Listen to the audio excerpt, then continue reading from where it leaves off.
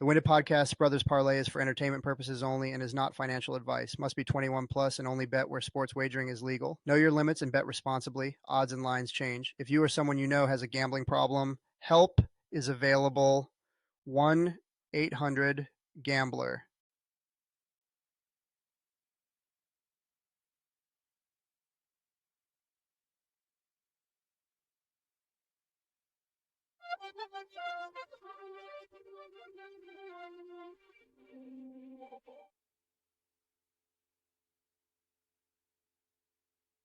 Welcome back to the Winded Podcast. Brothers Parlay Week 8, full attendance tonight. How's everybody feeling tonight? Feeling good, feeling right. Real good. Feeling like this is the week we get a win? Ought to be. Why not this week? Why not this week? We got a good show tonight. We're going to go over our picks. I will go over our current records, which aren't that great. Obviously, one of us is doing really well, but the others are kind of struggling behind. We'll cover that. We'll get into a question that Liam posed the other day. What is the worst place to watch your team play? If you're watching on TV or watching wherever, the worst situation that you could find yourself watching. And then I have a question for the boys that I'm going to ask that I came up with this week. Kind of a thought that crossed my mind, and I figured I'd bring it on here and we could hash it out. Maybe we're all on the same page. Maybe we disagree. We'll see. Well, let's kick it off. I can actually get the parlay started if you want, boys, unless anybody's dying to get in there. Kick it off. Yeah, fire it up. All right. I obviously am in dire need. Actually, Aiden, you have the records in front of you. Want to read those off real quick before we get started? Yeah, so we have leading the pack. We have Liam with five hits, 2 losses. I am after him with 2 and 5, and then Seamus and Barrett are both 1 and 6. It's going to be a heck of a run to finish the season. Just you wait. Not ideal. Straight. Yeah, not great, but it can only go up from here, and I think this is the week. Like I said, I am in dire need of a win, so I am going to go with somebody that is very reliable and still plus money. I was convinced that I was going to go minus money just to try and really get a win, but I don't think the gambling gods would like me really taking the easy way out unless that was what I wanted to do. So I am going to go with the quarterback of the Buffalo Bills, Josh Allen, at plus 100 for an anytime touchdown. I think Bills coming off 2 straight losses plus the bye. I think Josh Allen is still the best player in the league, the MVP. I think he gets in this weekend. Yeah, I agree. I like the Bills coming off the bye this week. I think they're going to come out trying to prove something. Agreed. I can go next. Kind of playing off of Seamus's taking the easy way out. That's exactly what I'm doing. I'm taking a running back in what should be a high scoring game in a high powered offense, and just, I need W's here. So I'm going Rashad White, and feel good about it. I wish I had him on my fantasy team, because I like double dipping there, but going Rashad White to get into the end zone. I like it. Yeah. And I that is not taking shots. That's not the easy way out, because it's no. you still got to get in the end zone. I just think if that's your main logic, I think if you like the pick and that's what you want to pick, if you only pick the negative odds ones, maybe statistically you're going to end up on top, but you're not going to. I don't think you're going to end up plus money. You got to go with those big hitters, everyone. It's no guarantee of a win. Otherwise, that's all everyone would do. I like the pick, Rashad White. And Rashad White is minus 135. I don't know if you said that. I did not, but yeah. Okay, minus 135. Liam, you want to go? Sure, yeah. Starting to feel a little bit of pressure with, I guess, the record 5-2.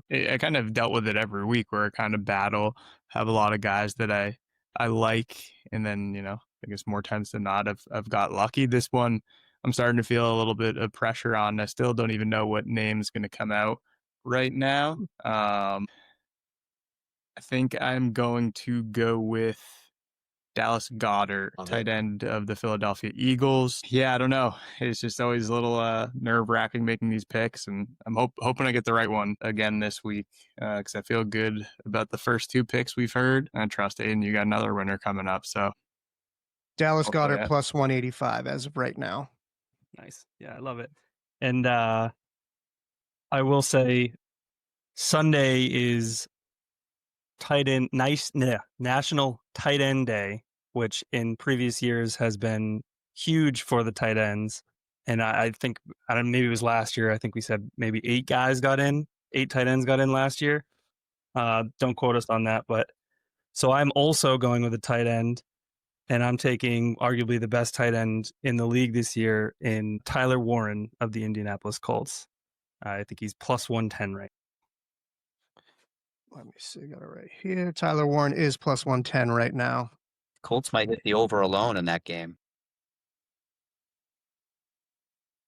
Yeah, we did. We are, and I didn't say this before. We are live across a couple different platforms. We do have some people chiming in, or a person chiming in on Instagram. We have Bogues37_ commenting on the pressure that Liam's feeling, saying pressure because he joined the live. So I don't know if that's where the pressure's coming from. I think maybe otherwise, but shout out Bogues37 for watching live. Yeah, no, I had no idea. This is breaking news to me, but Now, maybe subconsciously it just felt like that was why. Yeah, I mean, it's the pressure can come from anywhere, and some people. We got Aiden Sullivan joining the live. Love it. Get those viewers From all angles. I love it. All right, so I do have the. I don't know if we can see that, but we have the odds right here. So we have me taking Josh Allen plus 100, Aiden taking Tyler Warren plus 110, Rashad White from Baird at minus 135, and Liam taking Dallas Goddard plus 185, totals to 1983. What do we think of the odds, boys? Good. I did just see Jeremy from Roxbury place the bet. Wow. First one. Love that. Jeremy from Roxbury. We're telling him. Check out he wants that t-shirt. He does. Check out yesterday's Big Bad Bruins show. Jeremy Roxbury is a wild card for sure. Awesome. Well, I like it. It's National Tight Ends Day, and we have 2. I think we talked about trying to be fancy and go 4 tight ends, but we haven't earned that right yet. So I like having the mix of tight ends. So we have 2 tight ends, a running back, and a quarterback. No wide receivers. Any thoughts on that? I feel like tight ends nowadays are just heavier wide receivers, right? Like it's kind of a semantics at some point. Yeah, just bigger bodies in the red zone. I feel like, more tight ends are getting targeted once you get inside, or you're running the ball like, Josh Allen and Rashad White could do, or you're going to throw it to a big body. It's hard to get open, create space unless you're making that big explosive play. Yeah, which plenty of wide receivers in the league can do. It's the game has changed so much that it's really anybody can score at any given point. The offenses are so kind of versatile, and you look at the Lions where it's we've joked that they have offensive linemen that could score at any given point. So yeah, I don't mind not having a wide receiver in there, especially with the picks that we've made. Anybody got anything else they like for the weekend? I do. So the name that I thought I might be saying was Daniel Jones. I went with the tight end. I don't know. It got in my head once, I heard Josh Allen pick. I was like, do I want 2 quarterbacks? And then, it's like, I'd rather 2 tight ends. I don't know. Just Daniel Jones. I like Daniel Jones this weekend. I like him getting a touchdown. And I also like his passing over 250 yards. Yeah. Daniel Jones touchdown is plus 245, which I think is great value for sure. Because what were you saying about Daniel Jones and what he's kind of projected as? What was the source you were citing? It was ESPN's Michael Clay. He had his implied odds at like minus 110. So that's quite the swing for the bookmakers, having it at plus 245. But while we're talking, Michael Clay doesn't have his own sports book, so I don't know. Speaking of sports books, I want to give a quick shout out to the boys. Ross, Brian, and Tom have officially made the switch from FanDuel back over to DraftKings. So very exciting news. And Benny B. Sorry, I forgot about Benny B. So yeah, me and Mike Falone finally got the boys to make the switch. And they're loving their time on DK already. So DK, if you're listening, we're already converting people over. Get him in the Beefy Boys betting group. I was going to say, yeah. We do have one that's us, but I'll add him for sure. That thing will be running 24 hours a day because I woke up this morning to a bunch of texts about, I think, Japanese women's table tennis. And they were all live betting it at like 5 a.m. So you might have to turn your notifications off at night for those guys. What? I mean, why were they holding out on good leads? Like, No, they're they very know something we don't. yeah. So I'll add them to that group for sure, just so you can see the psychotic betting behavior that they have. Responsibly, though. Yeah, of course, only Yes. responsibly. Yeah. And thank you for saying that. Aiden did want to remind everybody that this is for entertainment only. All the picks we make are picks that we feel confident in, but we don't imply that you should put yourself into any risky situation with the picks that we've made, especially with the record that we have so far. What else we got? Aiden, did you have any other picks? Yeah, kind of just sticking with the National Tight End Day theme. I feel like George Kittle has identified himself as Mr. Tight End in the league now, and I feel like at plus 185, that's just a good bet to make. And then also Tucker Kraft on Sunday Night Football at plus 135, I liked as well. I like it. I also have a tight end and I didn't realize that it was National Tight End Day. I like Kyle Pitts. I know he's a very polarizing tight end. I think he's got a good connection with Michael Penix. I like him at plus 175. And then I also like DK Metcalf at plus 145. Couple big boys. Big boys getting in the end zone for sure. Yeah, no Cowboys picks. They just have so many guys now. It's tough to narrow it down to who's gonna score. You know, I am excited for that. I am excited for that game against Denver, especially with Dre Greenlaw being out. That is definitely helpful. But I was gonna say I'm surprised nobody's taking Cortland Sutton because we've deemed him a very reliable wide receiver, scoring touchdowns, and he's playing the Cowboys. So let's throw Cortland Sutton out there too as a pick, so we can clip that if we're right. Yeah, and speaking of tight ends, tight end just scored, the rookie for the Chargers. Aronde Gatson. Yeah, he's been kind of going off lately. He just scored in the game right now. Yep. That's so funny. When we were talking about tight ends, I almost said, well, I like Aronde Gatson, but he's playing tonight. Here he goes. I'm up against him in fantasy, so that's great. There might have been a penalty, unless it was after the. It hasn't shown up on the stats yet, so but I do. I was in the running to pick him up, even though I've already got Goddard, because I think he's going to turn into something this season. I'm gonna touch. What's that? He's getting the touchdown this weekend. Goddard? Oh no. The Gadsden. You said Goddard. I said I was gonna pick up Aronde Gadsden, even though I already had Goddard. Gotcha. Like, even though I already have like a pretty good tight end, I was in the running on the waiver wire for Gadsden because I think he's that good. Gotcha. B, you have any other football picks or you got any soccer picks for the weekend? No, I haven't gotten around to the soccer picks other than I know the Warriors are going to win again. U11 Warriors. Go. All right. Love it. Minus 4. What's that? Minus 400. Jonathan Taylor odds. Yeah.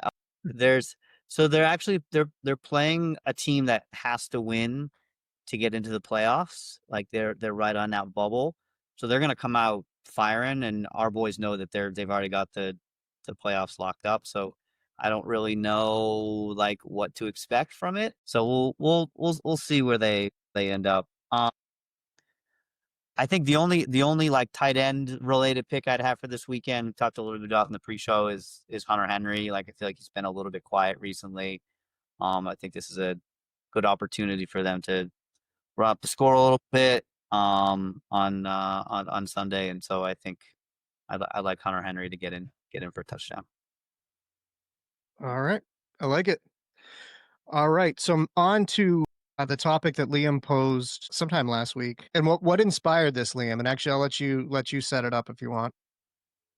It just was something that kind of came to mind. You know, it's having a conversation with somebody. Well, do you want to just ask what the question is? I guess Yeah, because so I can't really get into it without.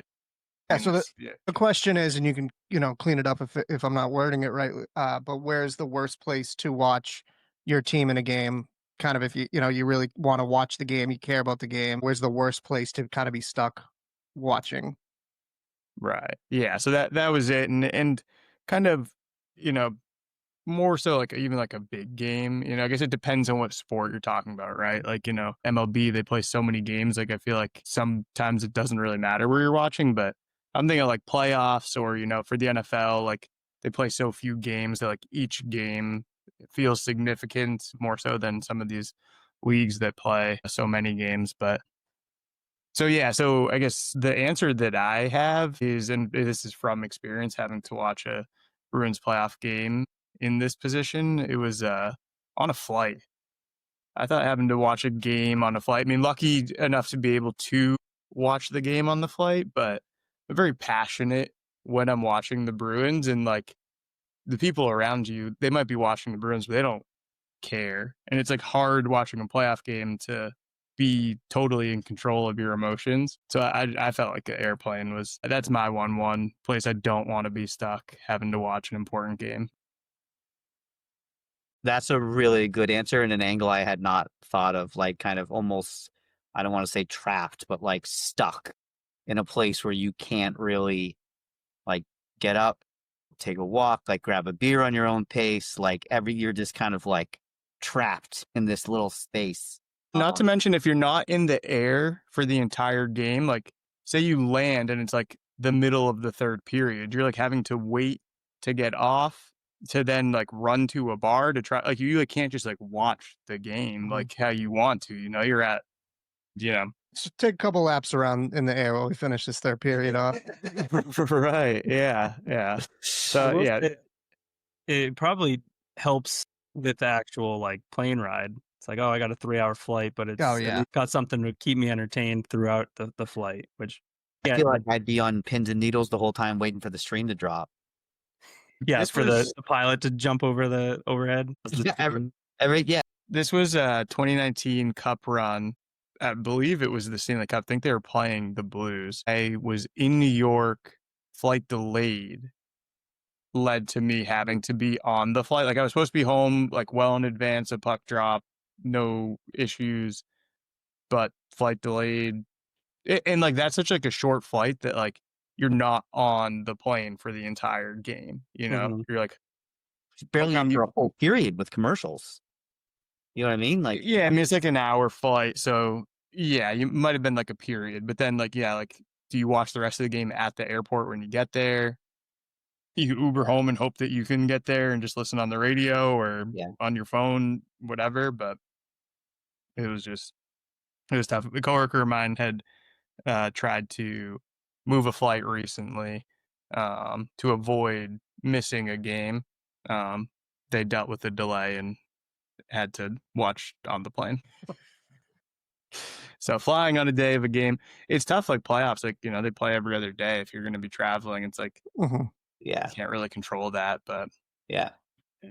Anyway, that's kind of what sparked it. My previous experience with that coworker and him telling me you weren't very fun to fly with watching that game. Yeah. Anyway. All right, Aiden, you got one or? I can't. I mean, there's obviously plenty of bad places to be watching a game. I personally, if it's a big game, I hate watching it in a crowded bar, especially when it's like, I mean, I know that same Stanley Cup year, I know we watched at a crowded sports bar where like you get a game 7, everyone's coming out to watch the game. People who don't know the sport, don't care, but they're going to pretend like they do. I got into some trouble that night. As someone who like cares about every game, and then it's just, I would much rather, I like being in my own space with a few people that are there to watch the game and not there for the social aspect. But I mean, obviously being in a bar is not the worst place to watch the game, but that's just, if it's a big game, get me on a couch in my own home, ideally. Yeah. You know, obviously this wouldn't happen for a playoff game, but I would say watching a game, trying to watch a game in a bar when the sound's not on or the sound is like move it, like there's switching a game or someone changes it or whatever, like that's frustrating. Mm-hmm. That's frustrating. Yeah. I don't know if this is necessarily a place, but more of a situation, although this has happened to me. It's like in this day and age of streaming versus cable versus like all these other things, like I feel like watching it in a scenario where you are delayed in some way and maybe people around you aren't. Like I know you tossed out an example beforehand. Like I've got an example back when I lived in an apartment of like hearing someone's reaction to a big thing like just before you, and you're wondering like, did we get an interception? Did they score? Like who are they cheering for? Like that kind of that scenario is not fun for me. Streaming has made it tough, even just like with group chats. You got to put the phone on do not disturb because someone could react to a goal or a touchdown, and you're like, the original version of this was like, oh, I DVR'd the game, Mhm. right? Like, don't tell me, right? But that was really easy because you could just like tell your one group chat or the one person you were going to see, like you weren't getting like live updates on your phone constantly, right? So I've had games where I'm like, oh, I DVR'd it, I'm going to watch it later. And then like someone random through the woodwork, like, oh, like congrats on Chelsea. I'm like, fuck, guys. Like, I didn't even think about to warn this guy, right? I'm like the only person I know that still does that. I think that's a soccer thing. Still, and I don't know if it's because of the time differences and everything, but I used to work with a guy who would, I think he was like a Manchester United fan. He would like, clog his ears, like, no one tell me about the game. Like I'm recording. Yeah. I'm going to watch this when I get home. It only happens for me when I have to be at like a kid thing when the game is happening. Otherwise, we're watching it live. Like we've got it on at home. And then I would say maybe like 50% of the time we don't watch the game later. Like because like I'll get a phone update or something, and I'll be like, they lost. I don't want to watch it. Yeah, But I would not be able to not see the score. it's because I'm watching with Chase, right? It's like, and I don't want to like know if I like get up and leave for the second half of the first half. He's like, well, why are you leaving? It's like, oh, I know there's no goals. You know what I mean? Like, Mhm. so Corner kicks. yeah, yes, yeah. There's no corner. They've already hit the over on the corners. I know it's gonna hit. So. Yeah, originally when I was thinking of this question, I was thinking like, oh, like in like a rival bar, like you're watching a Boston, a Sox game in New York or something like that, and you're like head to toe in gear. But like I watched one of the the U.S. versus Canada game, like hockey game, and I was in Toronto, and that was a little weird. Like I was in a bar, and obviously I wasn't like wearing USA. I had come from a work event. I wasn't wearing like U.S. flag or anything, so no one could really tell. Although I figured out when I started reacting to poor plays by the States. But yeah, I don't know. Yeah, those are all good answers. Really, the one that came right to top of mind for me as a bartender is at work, being stuck at work. And it's like it's almost like a tease where like the game is right there. And like there are moments where like you can keep an eye out and you can know what's going on, but half the time you're busy or like you're hearing a reaction and then you're turning around. Like it's not the most, sometimes it's a fun atmosphere, but if it's a game like you described that you really care about and you really want to watch, being stuck behind the bar is not fun. Like the other night I was working during the beginning of the Bruins Panthers game, so I kind of missed a lot of the Marchand stuff. I had to go back and watch it later. So that's really my answer for that. Real quickly, I do want to kind of get to this question before I have to wrap it up. Um, when you guys buy clothes, do you wear them right away or do you wash them first? I guess it depends on what it is.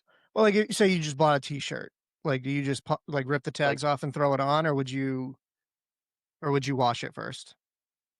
I'd probably I'd put it on with the tags on, see if it fits. And Well, then I mean, be like you know you want it, like it's your shirt, it fits everything. Like first time you wear it, is it cleaned? Is it washed by you, or is it from the rack, from the box, whatever?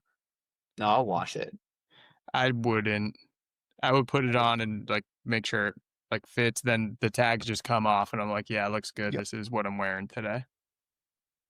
Yeah, it's interesting you say you wash it bare because I always want like that thought had never crossed my mind, and I forget where it was, but somebody said like they bought a shirt and then they washed it, and I'm like, I never would have even thought to do that. I like the smell of like a brand new shirt, like in that washing it like immediately takes that away. Only if it's like a thrifted shirt or something. Yeah, that Yeah, something yeah. like Yeah. that's different. I feel like Underwear, like I do. I'm washing it. Yeah, I like. I'll like if I buy a bunch of stuff or like buy a bunch of stuff from an online store, it all comes and I try it all on. The stuff I'm keeping, I'm popping the tags and I'm putting it in the laundry. Really? Okay. I didn't even know people do that. Yeah, so that was my Why thing. would you try it on and be like, this is fine to try on? Like, what's the difference? Just feels like the right thing to do. I don't know. Like it's like I think it probably came from I've worked at like a clothing retail store before. I worked in the fitting rooms, and so I see how many people try on stuff before you actually buy Yeah. something. But but the example I just gave is buying stuff online. No one's ever touched that, right? Right. Like it's possible a human being's skin has never come in contact with that ever. It's just a habit, I think. Like maybe like a hoodie, like Brothers Parlay hoodie came the other day. I put that right on. Hell yeah. Right. But I had like a t-shirt underneath it, like I wore to the Bruins game the other night. Like I put that on, but I don't know. Most of the stuff I think I'm putting that stuff in the wash. Yeah. Hoodies, I'll go feel- as long as I can before washing. Yeah. It's got that soft feel to it. Oh yeah. Unless I get a stain on it or I'm like sweating it, I'm like, this is getting a couple wears before it's thrown in the wash. Keep that fresh, new feel. All right. Well, I'm glad we at least had one that, because I was like, I know that there's people out there that do it, and it never crossed my mind until I was like way older, and I heard somebody say that they do that, and I was like, I never would have even thought of that. Yeah, I mean, I do know Sarah does not agree with me. Like Sarah definitely doesn't feel like you need to wash. You don't. So stop doing it. Yeah, I mean, and my situation is different. I guess if I like had like a washer and dryer, like easier to do, like maybe I would, but right now it's like doing laundry. I thought easiest. that angle, yeah. I have to like take like an elevator and put money on my phone to do laundry right now. Just to wash a new shirt seems kind of silly. You don't have a laundry fairy in your apartment? Well, Yeah, I just put it in the hamper and then it like shows up. Yeah. right, but I want normally when I buy a shirt, I want to wear it. I don't want to wait a week. Yeah. I have a bad habit of buying shirts and then just like not wearing them for a while. Yeah. And then never You wear. need the right occasion. But I think I have a shirt that's just in my drawer that haven't even taken out of the plastic Full yet. tags. Yeah. Full tags. Yes. Awesome. All right. Well, sorry to break this up. I do have to go, so I do want to recap the parlay real quick. Yeah, get it. Make it nice and easy listen for everybody on their Friday morning. Nice quick 30 minutes. Love it. So we got the parlay. I got Josh Allen, anytime touchdown, plus 100. Aiden taking Tyler Warren, plus 110. Barrett taking Rashad White, minus 135. And Liam, the leader of the pack, taking Dallas Goedert, plus 185, which totals up to 1983. So, thanks to the live audience. Some of you have already. Oh, shout out Luke. We needed Life is Luke to make his podcast debut for the Love it. vibes. He looks thrilled Happy- to be here. Yeah, he looks, Happy- Blink twice if you're here underneath. All right. Well, make sure you get that bet in, and hopefully the odds continue to go up so I can bet it a couple more times at better odds. Mhm. And hopefully this time next week, we're celebrating win number 1. I got a good feeling about this one. I know you boys do too. Anything else before we go? Giveaway is still active. Giveaway. That t-shirt cannon, baby. Yep. And I will be putting link below the new store, fancy new store. It's a great store. Down below. I don't know why I did like a Trump impression there, but It's a big, beautiful store. it's a beautiful store. no, Everybody's saying Yeah. it. Yeah. And breaking news, Cape Cod Gambling t-shirt now available as a hoodie as well per request from our sister Kylie. So I believe the first one has already been purchased and on its way to Texas. So that's all we have tonight. We'll see you next time. Aiden, what do we say? breathe easy. Bye, guys.